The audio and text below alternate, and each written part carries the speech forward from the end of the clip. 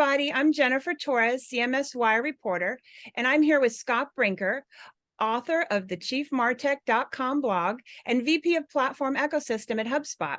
Today, we're talking about low code, no code. Welcome, Scott, and thank you for joining me. Yeah, thanks for having me. So should professional developers be worried about these tools, or will they serve to enhance their jobs? So I think the short answer is no, yeah, for a couple of reasons. One is a lot of what the no-code tools do today is they serve these relatively low-end use cases that, quite frankly, most professional expert software developers don't want to have to do. Like the classic example would be, if you're an expert web developer, you probably do not want to spend your days building landing pages for the marketing department. So that's a great use for a no-code tool.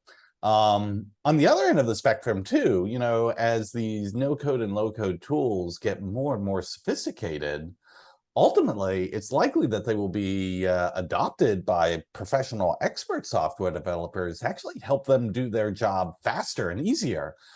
Because a lot of what really goes into the magic of creating software isn't so much the technical code on the screen, so much as is the concepts of like, okay, what are we trying to pull together? How should it flow? What's the data we want to think about here?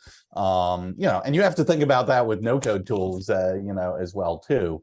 The only place where I'd say, like, yeah, if you're kind of on the low end of the software development scale, that the sort of things you do with software development today actually aren't very sophisticated, then you can see that it's probably more likely over time these no-code tools will start to just replace that. Like, there won't be needs for people to, do code for that. So I would say if you're one of those developers, you have a couple choices. You can either get, better at more sophisticated kinds of software development, or you might consider other career options that, you're more passionate about. But I understand. Does the same go for IT specialists and IT departments? They have a talent shortage right now, and many left their jobs during the Great Resignation. Do you think these tools will affect IT departments and everyday organizations in the same way?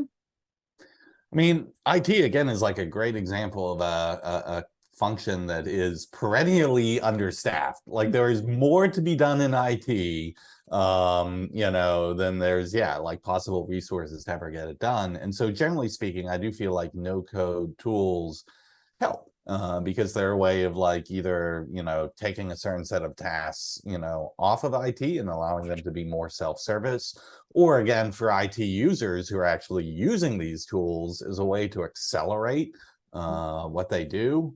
So I think generally speaking, like no code, low code is a fairly positive force for just sort of advancing, what the IT department is capable of delivering and how quickly they can do it. That's great. And what do you predict for the future of no code and low code, say in the next 10 years?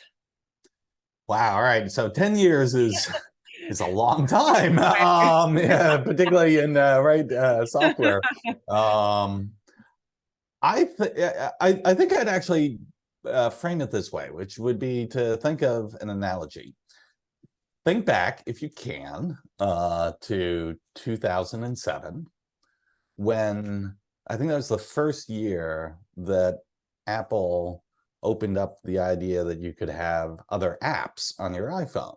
Mm-hmm. Now, again, like up until then, people had been talking about, oh, someday it's going to be the year of the mobile and you'll be able to do more things on your phone. But it was very abstract, and then even for those first couple years of 2007, 2008, like it felt like, oh, well, this is something different, or this is new, or oh, wow, I can get a Facebook app, and but then you forwarded it like 10 years later to 2017, and it's just a part of everyone's lives. They don't even think about it. All this thing. I remember the days when people would take screenshots of their mobile phone homepage and share them like, oh yeah. No, by 2017, nobody cares. We all have a million apps. I think that's sort of the analogy I would imagine no code, low code, which is today it's still relatively new. We think about it actually more as we're using it, because we're kind of learning new things and new patterns of how we do this. Boy, I'd imagine 10 years from now, it's just baked into the way of life, the way we do work, that I don't even know if we'll be using the phrase low code or no code. It'll just be like, yeah, no, this is just life. Oh, that's great. Thank you so much for joining CMS Wire and for all your insight. Oh, hey, thanks for having me. Thank you.